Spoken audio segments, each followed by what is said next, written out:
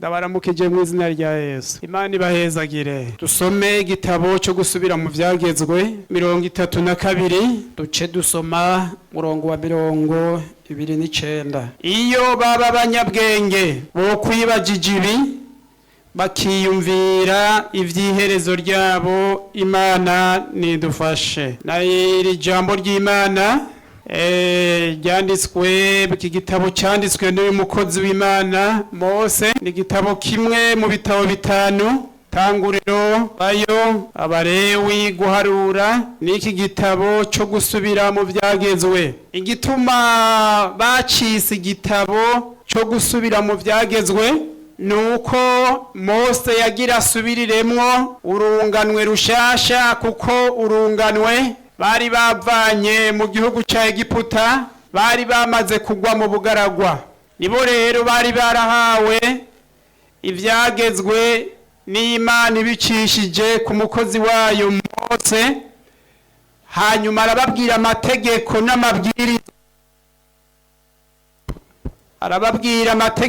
n'amabwiriza, bazogenderako. Hanyuma rero ururunganwe rushasha, kuko Mose yanditse kino gitabo ari hafi yo kuva mu isi, bari mu kiyaya c'Imowabu, agira ashikiriza igikorwa umukozi w'Imana Yosuwa. Biboneka yuko imyaka 40 bavuye muri Egiputa yariko irarangira. Hanyuma rero bavuye muri Egiputa benshi bari barapfuye, hasigaye urunganwe rushasha, batazi amabwirizwa y'Imana, batazi n'ivyagezwe vy'Imana. Nico gituma rero bacise igitabo cyo gusubira mu vyagezwe, bongere bavyigishe abana, bazomenye ijambo ribarongora, ribaturutsa, rikabacura. Imana nishimwe. None nagira nababaze abantu muriko murakura ubu, hari ibisigo vyinshi mubona biva mu bantu. None nta ibisigo vyaraheze? None habuze iki? Harabuze ubushobozi bwa Mpwemu Yera. Ibisigo muraririmba, n'ibisigo tugasigura, n'ibisigo tugasengana, harabuze ikintu kibikangura. Cyo gituma rero dukwiye gusenga Imana abantu bariko barakizwa ubu, nkuko Mose yabwiye Abisirayeli. Arababwira ati nuko Imana yacu ingene imeze, muri Egiputa yakoze ibi, ku kiyaga gitukura yakoze ibi. Nico gituma rero umuntu azopfukwa agenze. Hariho ijambo ry'Imana rivuga ngo ntihagire umuntu yumvira ngo nzoba amahoro naho nopfuko ngenze. Ivyo bari kurandurana ivyumye n'ibitotahaye. Cyo gituma rero hariho ijambo ariko Yesu, kubera amaraso ya Yesu yavuze ngo bireke bikurane kugeza hehe? Ntibizogumuka, hazogira igihe bivanguke. Yesu adufashe. Cyo gituma rero ijambo tuza guhagarara ko umuntu wese asengere kuzogira iherezo ryiza. Yesu nadufashe kuzogira iherezo ryiza. Mwanditsi w'umusiguzi, kubera umwanya ntitwemera kuhasoma, igice c'indwi ku murongo w'8 haravuga ngo iherezo ry'ikintu riruta itangura ryacu. Muntu wese asengere kuzogira iherezo ryiza. Itangura riroroshe, ariko umuntu wese asengere kuzogira iherezo ryiza. Muntu aratangura n'inkomezi, ariko naho arambona ingene abantu bariko barahiganwa, bari muri atletisme canke ibindi, ugasanga aravudutse, ugacumenga niwaza kuba uwa mbere, ariko iherezo niryo rikomeye. Iherezo ry'umuntu, umuntu wese niko waratanguye, twaratanguye, twarinjiye, ariko umuntu isozera, iryo niryo rikomeye. Murabona kenshi iyo tubuza abantu, murabona twese twifuza yuko abacu baja hehe, ariko kenshi ndakunda kuraba dustati tw'abantu, muzomba barire, ndakunda kubarabira amatelefone nk'abamfise nk'ini nimero. Hanyuma rero nk'umuntu yitavye Imana, ikintu muca mwandika ko muca muvuga ngo Imana nimwakirehe, iherezo ryiwe niryo rikomeye. None Imana ikimwakira kubera mu bivuze, iherezo ry'umuntu niryo rikomeye. Hari abantu bakunda kuvuga ngo none yabonanye n'umukozi w'Imana ryari ngo kumviro. Hariho n'ijambo dukunda kuvuga ngo umuntu wese mu ndwi y'uruhimbi yitegure. None Yesu azoza mu ndwi y'uruhimbi? Jambo ry'Imana rivuga ngo twame twiteguye kuko tutazi umunsi canke isaha. Muzoremesha ababuze ababo, muti murihangana kuko iherezo ry'umuntu rizwi n'Imana. Aha hari abantu benshi duherekeza tukaririmba ngo aheza ni mwijuru kuko yari umuririmbyi, yari afise igikorwa mu ishengero, tugaca tumuherekeza nk'umukristo. Ariko iherezo ry'umuntu niryo rikomeye. Imana niyimenya umuntu agiye. Cyo gituma rero nta muntu ashobora guhenda umutima wiwe. Ntacyo bitwaye naho wagiye mu ntege nke, naho abantu bakuzi ko bya bindi, ariko ntibazi iherezo ryawe. Yesu nashimwe. Cyo gituma ijambo ry'Imana rivuga ngo umuntu wese yumva ko ahagaze yiyubare ntagwe. Nturashikaho Satani atora simyambi. Cyo gituma rero ijambo ry'Imana hari igihe umuntu yihenda ngo ure ni wa kiroho, ngo urya n'umunyenkomezi murihenda. Iherezo niryo rikomeye. Ngo urya n'umunyantege nke.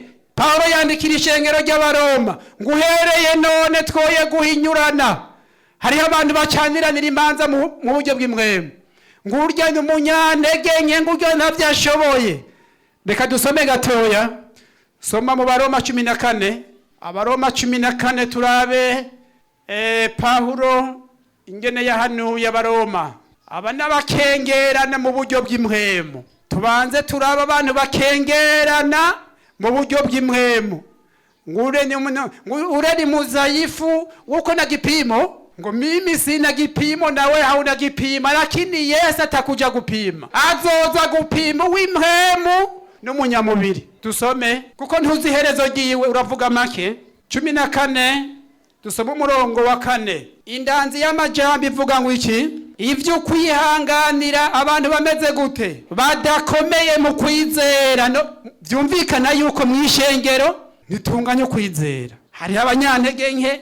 None ko na Yesu abakunda ubashira urubanza nkande? Ko Paulo avuze ngo kwihanganira badakomeye. Muri korale mwihanganire urya munyantege nke.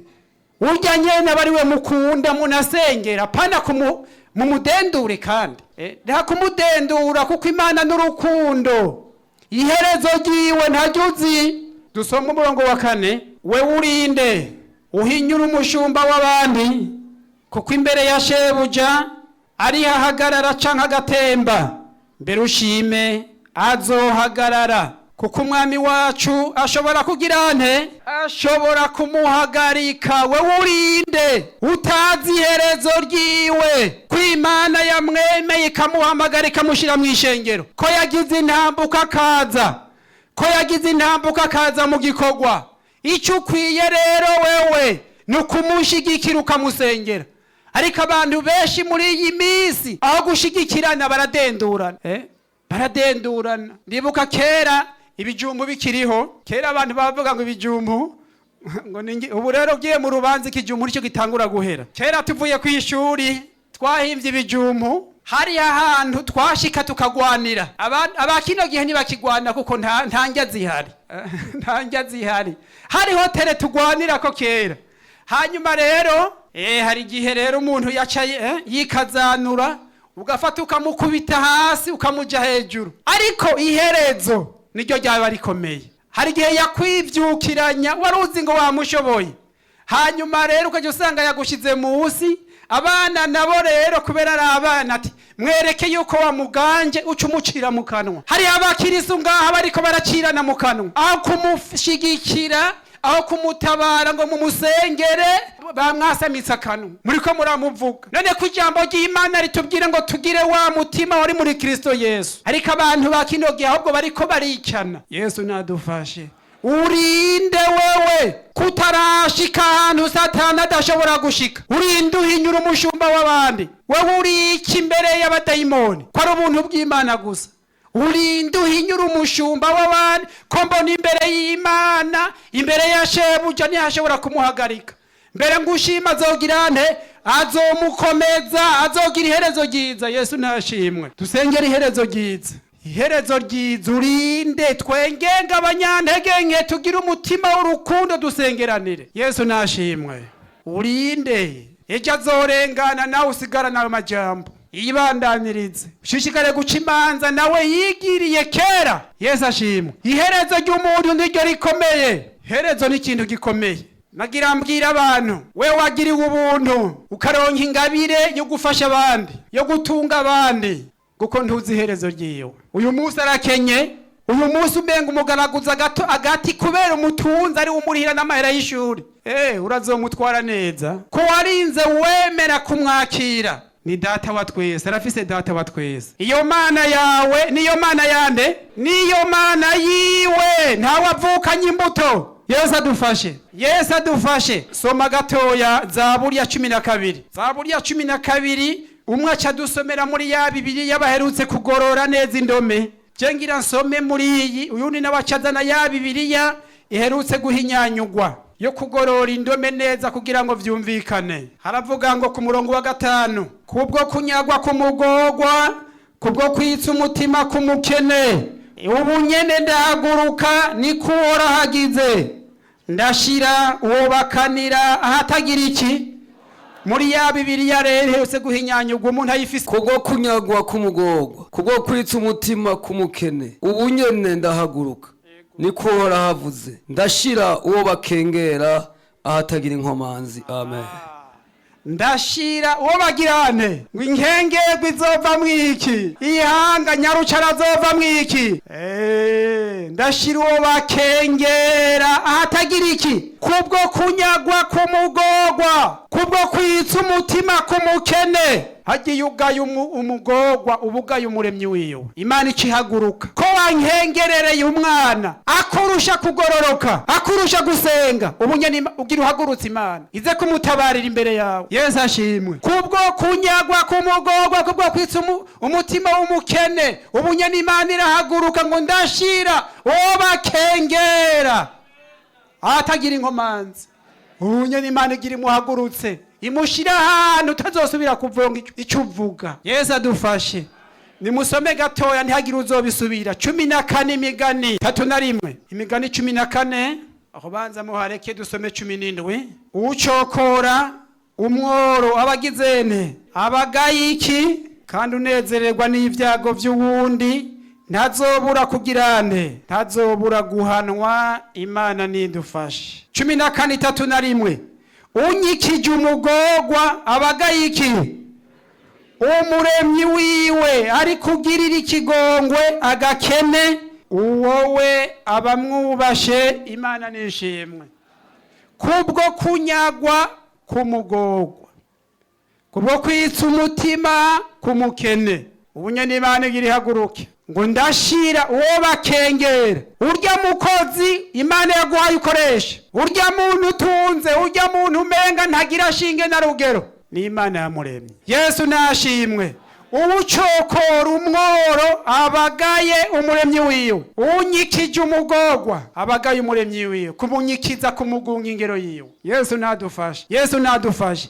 Ni data wa twese, kuko naho uri kuramukengera, naho wowe umugaya, ntuzi iherezo ryiwe. Yesu adufashe. Ntuzi iherezo ryiwe, iherezo ry'ikintu riruta itangura ryacu.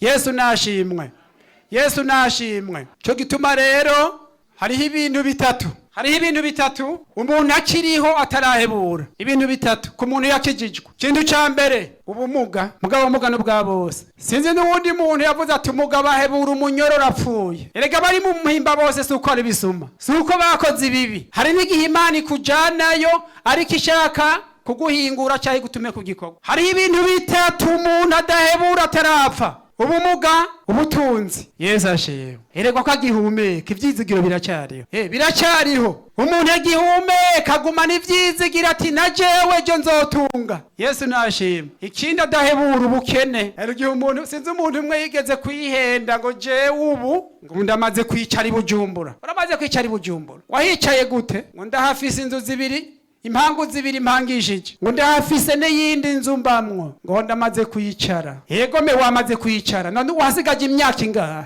Yego nivyo byo birabaho. None yego mugira wicare, wasigaje imyaka ingahe i Bujumbura yo kubaho? Kubwo kunyagwa kumukene. Imana ni data wa twese, nico gituma ijambo ry'Imana ritubwira ngo kubwo gukengera kengera umugorwa ngo ndashira uwo bakanira ahantu hatagira inkomanzi, uwo bakengera. Ntimugakengere n'umwe muri aba bana bato. Yesu nashimwe, kuko abantu baraba kubiboneka ariko ntuzi iherezo ryiwe. Iherezo ryiwe niryo rikomeye, iherezo ry'umuntu, iherezo ry'ikintu riruta itangura ryacu. Mose arabandikira ngo iyo babanyabwenge bo kwiyumviriye ku iherezo ryabo. Umuntu akiyumvira ati none jewe hamwe inzamba yovuga none notumbera hehe, hamwe urupfu rwoza notumbera hehe. Umuntu akiyumvira ku iherezo ryiwe, ku iherezo. Mose araririmba irya ndirimbo y'agacurantimba, arababwira ati iyo baba abanyabwenge bo kwiyumvira. Aha ku isi tuhafise iminsi mike cyane, iminsi mike gose. Hari igihe bavuga ati imyaka y'ukubaho ni imyaka ingana uko, ariko inzoya zirapfa, abakuze barapfa, abayabaga bagapfa, ariko umuntu wese akibaza none ndiko ndakora ibikorwa vy'Imana, ndiko ndakora n'ibikorwa vya misi yose, none iherezo ryanje rizobiriye. Iherezo nico kintu gikomeye. Harya umuntu yopfuma aho mbi vy'isi vyose akazoronka ubugingo budashira, wopfumubura ubutunzi bwose, wopfuma mu karuri mugabo kazoja mw'ijuru. Yesu nashimwe. Iherezo niryo rikomeye. Imigani baca abarundi ngo amavuta y'umugabo nayagizene, oya sivyo. None ega amavuta wayariye, none cyo tuzobushonje. Nagira ndakubwire amavuta y'umugabo amurayemwo ni igikorwa wakoreye Imana. Amavuta kurayemwo ni ikintu wafashije mwene so, ikintu wakoreye uyundi muntu. Amavuta kurayemwo ni ibikorwa wakoreye Imana vyonyene, ibindi vyose tuzobisiga hano. Soma ubutumwa bwa Yesu Kristo bwanditswe na Luka 9:25 duhere 24. Ugukurikira Yesu mu nzira y'umusaraba. 24. Kuko ugomba gukiza ubugingo bwiwe azobubura, ariko uzobuheba ubugingo bwiwe ku bwanje azobukiza. Kandi umuntu vyo mumarira iki kunguka ivyo mu isi vyose niyaheba canke agatakaza ubugingo bwiwe. Subiramwo. Kandi umuntu vyo mumarira iki kunguka ivyo mu isi vyose niyaheba canke agatakaza ubugingo bwiwe. Mari guhezagire. Umuntu vyo mumarira iki kuronka ivy'isi vyose hanyuma ntazoje mw'ijuru. Nico gituma Yesu yavuze ngo ukunda ubugingo bwiwe azogirane, azobura. Abantu muri iyi minsi avuga ngo mpemuke, ngo ndamuke, akemera agakora icyaha kugira ngo aronke akazi. Ukunda ubugingo bwiwe wopfa umutakaza akazi hakutakaza agakiza. Sinzi umuntu yavuze ngo umuntu atakaza ubuntu yotakaza ibintu. Yesu adufashe. Vyomara iki kuronka ubutunzi bwose nivyo umaze iminsi muhagarikiye umutima? Erega ibyo byose ni impamba. Yesu yavuze ngo mubanze mwitwararika ubwami bw'Imana no kugororoka, ibindi navyo muzobironkera ubuntu. Vyomara iki kumererwa neza naho womara imyaka 100 hanyuma ntuzoje mw'ijuru ukazoja mu muriro udahera? Vyomara iki? Yesu nadufashe. Hariho n'ahandi Yesu yavuze ku mutunzi w'igipfu. Singurura inyuma gatoya ucuza udusomere 12:13. 12:13. Umutunzi w'igipfu. Maze umuntu wo mw'ishengero ryari rikoraniye aho aramubwira ati, mwigisha, marira mwene mama tugaburiragi. Aramubaza ati, mbega wa mugabo, ninde yashizeho kuba umucamanza wanyu canke kubagaburira ivyanyu? Kandi ababarira ati, murumva mwirinde ukwifuza kose, kuko ubugingo bw'umuntu butava mu bihinda by'ibintu atunze. Kandi abacira umugani ati, habaye umuntu w'umutunzi yari afite itongo rimera cyane, yiyumvira mu mutima wiwe ati, ndagira nte ko nagira aho nimburira ivyimburwa vyanje? Ati, ndabigenza gutya, ndasambura ibigega vyanje, nubaka ibindi binini, abareho nimburira ivyimburwa vyanje n'ibintu vyanje byose. Ubutunzi beye ajanye n'ibikorwa yakoreye mu ngoro y'Imana. Nibwo butunzi bukomeye. Imana igutije amafaranga, Imana igutije ibintu. Hariho umuntu we yambwiye ati Imana ibona uzofasha abandi, uzotanga n'indaro, ikiguhereza inzu niniya, inzu nini, kugira ngo n'abandi bazogirente bayiruhukiremwo. Yesu nashimwe. Ibijya nivyo bikorwa uzojana. Yesu ashimwe. Iguhaye n'amafaranga, ibishaka n'abandi bazogirente bayarye. None arose amafaranga ajya amasahana ngahe? Nagiye sanga kesha abantu Imana ihaye amafaranga ikibima n'akayabago. Erega nta woronka vyose, yo havaho nyora abandi. Paulo niwe yavuze ngo ngo ndazi umuntu yajanwe mu ijuru rya gatatu. Paulo ni gitutu ciwe cyakiza abantu, ariko ngo arasenga Imana ati Imana ndasavye iyi ngwara uyinkize, kuko ngo yari afise igisati ntumwa ya Satani yamimikubita kugira ngo ashishikare guca. Imana hari akantu gusigariza. Naho wowe ufise ibintu bingana gute, bace bakubwira ati burero amavuta kwa heri, isukari kwa heri, akanyama kwa heri, umunyu kwa heri, uzosigarunwa amazi yonyene n'imboga gusa. None amahoro ari hehe? Imana idufashe. Nico gituma ukazobona Imana ihezagiye mw'ishengero. Bwana sifiwe. Uw'Imana izohezagira mw'ishengero muzoce muvuga muti Imana yaduhezagiye. Bwana sifiwe. Umuntu afise ishari Imana yo mwijoro. None niyagira amafaranga menshi ntazokubaka amazu basifu mumupangira. Azogira societe abaha akazi. None mugira ishari giki? Bwana sifiwe. Muzoshima Imana.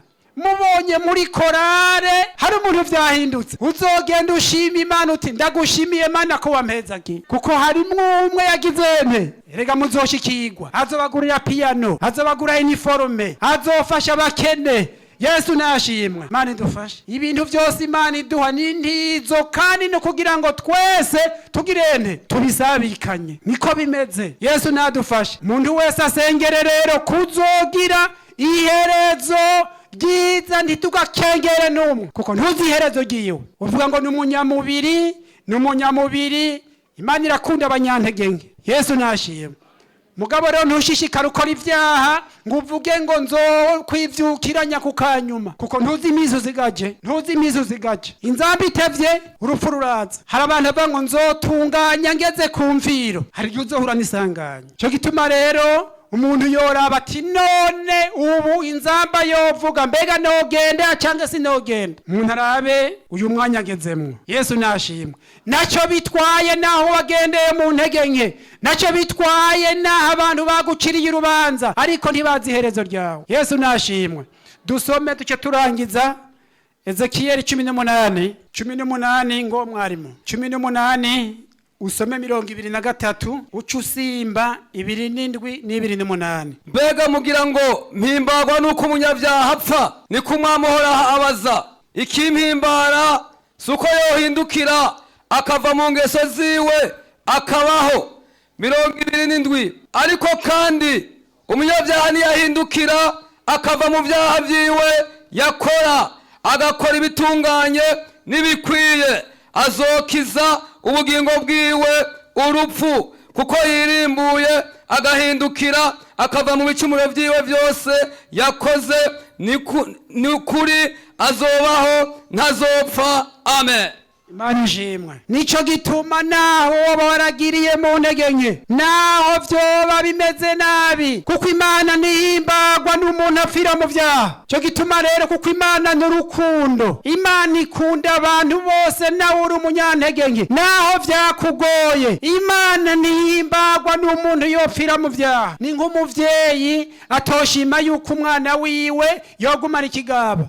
Cyo gituma ijambo ry'Imana rivuga ngo umuntu ari gicibwa. Nico gituma Imana yamirondera ngo ntazorinda apfa akiri gicibwa. Yesu nashimwe.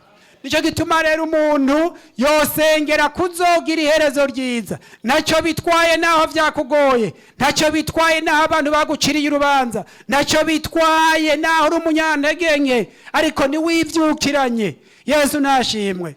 Niwivyukiranye wongera usenga Imana uti Imana mbabarira ivyo nakoze byose kugira ngo nzogira iherezo ryiza. Na amajambo y'Imana abayumvise mwese Imana ibahezagire. Ninde muntu avuga ati jewe naragendeye mu ntege nke, ariko Imana n'urukundo naco bitwaye ivyo wagendeyemo byose Yesu yiteguye kukugirira imbabazi.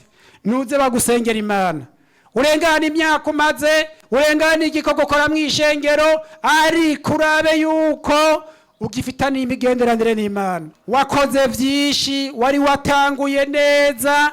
Kera uvuga ngo kera nahora mvyuka ngasenga, ngo kera narumva mpwemu yera amanuka, ngo kera narumva indirimbo, ngo kera naco bitwaye, ivyizigiro biracyariho, za nkomezi n'ubu Yesu aracyazitanga. Iherezo niryo rikomeye, naho vyaba vyarakugoye mwitangura, iherezo niryo rikomeye. Iherezo niryo rikomeye. Mufukame musabe imbabazi Imana. Iherezo niryo rikomeye.